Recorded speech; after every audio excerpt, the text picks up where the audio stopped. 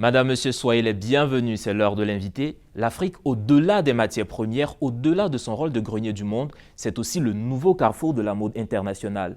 La mode qui épouse l'ère du temps, mais aussi la foi religieuse. Et à cet effet, j'ai le plaisir de recevoir pour vous aujourd'hui Monsieur Dosso Gondo Fulbert, président du comité d'organisation du Festival international de la mode islamique. Merci d'avoir accepté notre invitation. Merci bien, Somaro, de nous recevoir sur votre plateau. Et avec vous, nous allons aborder la question de la mode et de la religion, plus précisément de la mode et de l'islam. Alors, parler de mode et de religion, n'est-ce pas un peu contradictoire? Du point de vue religieux, d'entrée, on pourrait penser tout de suite qu'il y a une contradiction, mais quand on parcourt les versets au niveau de l'islam, les versets du Coran, avec une attention bien soutenue, on se rend compte que bien évidemment, pour ce qui est de la mode, c'est-à-dire qui est du style du temps, du goût du temps, il y a une adaptation, il y a une complémentarité tout de suite qu'on pourrait relever. Et donc, on voudrait dire quoi? On voudrait dire que y a la mode et l'islam vont ensemble, seulement que c'est une question de respect des principes religieux pour ce qui est en tout cas de cette culture vestimentaire musulmane-là. Justement, de cette culture vestimentaire musulmane, on a vu un peu ces dernières années une montée en puissance des productions des stylistes et autres inspirés de l'iconographie religieuse. Qu'est-ce qui explique cet attrait pour les stylistes, les créateurs à aller vers les religions? Mais il faut dire que la mode même est une industrie et donc il y a un besoin à satisfaire à ce niveau. Parce que pour ce qui est de la mode religieuse, c'est en tout cas un style vestimentaire qui est resté longtemps inexploité par beaucoup de stylistes et créateurs.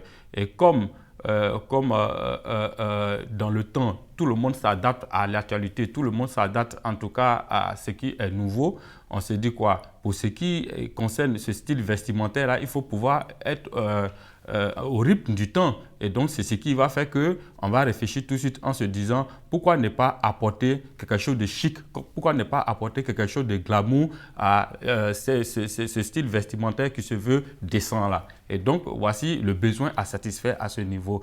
Donc, vous allez comprendre qu'aujourd'hui, il n'y a plus de complexe, pour en tout cas un musulman de se vêtir dans un style vraiment glamour chic, mais tout en respectant les principes religieux, c'est-à-dire qu'en matière d'habillement, en matière de tenue vestimentaire. Voilà, donc c'est ce besoin-là qui était longtemps inexploité, qui fait qu'il y a une montée en puissance. Voilà. Et donc, quand vous regardez par derrière, vous allez voir que c'est des millions d'adeptes qui attendent d'être satisfaits à ce niveau. Justement, c'est plus que des millions parce que quand on regarde un peu les statistiques de Global Islamic Economy récemment, on a vu que déjà en 2016, il y avait plus de 250 milliards de dollars dépensés par les musulmans juste pour s'habiller, pour intégrer l'industrie vestimentaire. Et en 2022, on estime cette consommation-là à 370 milliards de dollars. Oui, si ce secteur est bien exploité, parce que c'est toute la chaîne de valeur au niveau de la mode qui est concernée. Donc, si ce secteur-là est bien exploité, les chiffres que vous donnez là, on pourrait bien aller au-delà de ces chiffres-là. Et donc, on constatera qu'aux États-Unis, comme même dans les pays arabes, c'est monté en puissance. Ils ne sont pas à marge de ce marché-là. Aujourd'hui, quand on revient un peu en Afrique, on a la Tunisie, on a certains pays comme l'Algérie. Donc, on s'est dit pourquoi pas développer cela en Côte d'Ivoire. Mais justement, est-ce que c'est une question de revendication?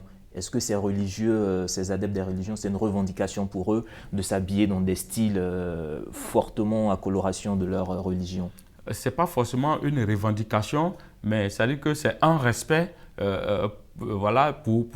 un respect des principes religieux. C'est une question de piété. Donc c'est une mode qui se veut, c'est un style vestimentaire qui se veut pudique.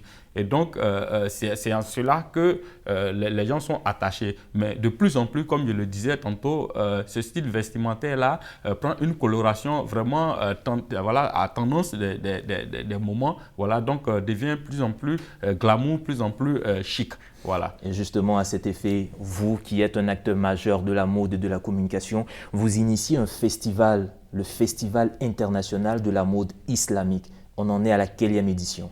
Nous sommes à la 6e édition de ce festival-là et il faut dire que le souci de pouvoir faire ce festival-là était d'abord pour ce qui est de la Côte d'Ivoire, parce que c'est le premier marché, voilà, de la mode islamique, voilà, et donc de valoriser tous ces acteurs-là, de valoriser le travail de tous ces acteurs-là, voilà, de les mettre en lumière, de leur donner en tout cas une plateforme d'expression. Et donc c'est ce marché-là qui réunit les adeptes de la mode, qui réunit les consommateurs en tout cas de l'industrie de la mode autour des créateurs d'ici et d'ailleurs. Et à cet effet, à chaque fois que nous avons ce festival-là en Côte d'Ivoire, nous avons vraiment d'autres pays de la sous-région qui participent à l'événement. Et cette année, nous avons 5 pays invités qui ont répondu à l'événement et qui seront vraiment à l'apothéose de ce festival-là qui se tiendra au Sofitel Hôtel Abidjan, voilà, ce samedi 17 à partir de 19h.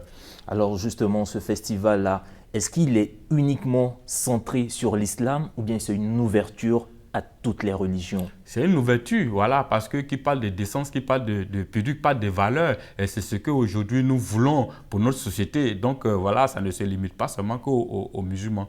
Voilà. Le Festival international de la mode islamique, il en est à sa 6e édition ici à Abidjan.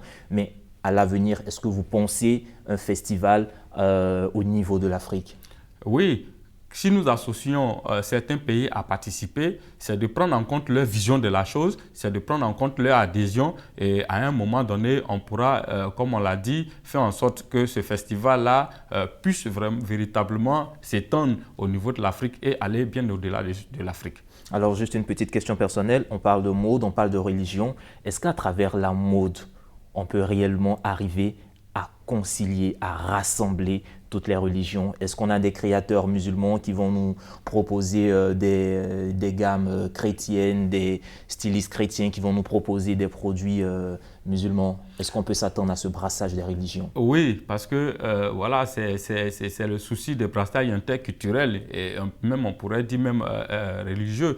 Et si vous regardez bien, tous ceux qui sont autour de l'organisation ne sont pas forcément des musulmans. Voilà, c'est des valeurs que nous mettons en avant. Et donc, c'est au nom de cette valeur-là que pousse vraiment le bon nombre, en tout cas de la société, pour ne pas dire que pousse la société, que nous battons pour faire la promotion de ces acteurs, de tous ceux qui interviennent dans le domaine, que ce soit les stylistes, que ce soit les magasins, les commerces et les boutiques, voilà, qui sont en tout cas ceux-là même qui permettent aux populations d'avoir accès aux produits finis de tous ces créateurs-là. Tout cela, on les valorise à cause de cette valeur-là. Voilà. Quand mots de religion se rencontrent, mais au-delà de cela, est-ce que ce sont que des stylistes, des artistes, des couturiers confirmés qui seront là, ou bien ce festival aussi donne l'opportunité à de nouveaux talents dans le domaine de la couture, de la haute couture?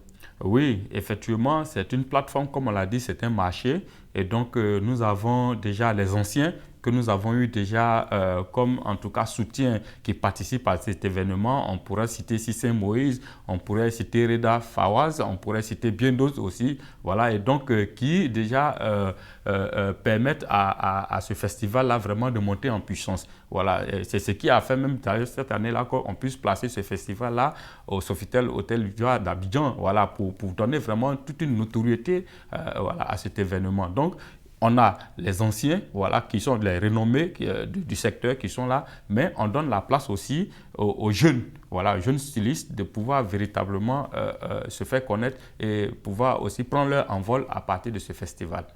Merci encore, M. Dossogondo Fulbert, pour tous ces éclairages. Mesdames et messieurs, vous l'avez compris, aujourd'hui, nous parlions de mode et de religion, mais surtout comment la mode peut réussir à rassembler toutes ces valeurs de religion que nous prônons tous. C'est ici que nous refermons cette page de l'invité. Agréable suite au programme sur nos antennes.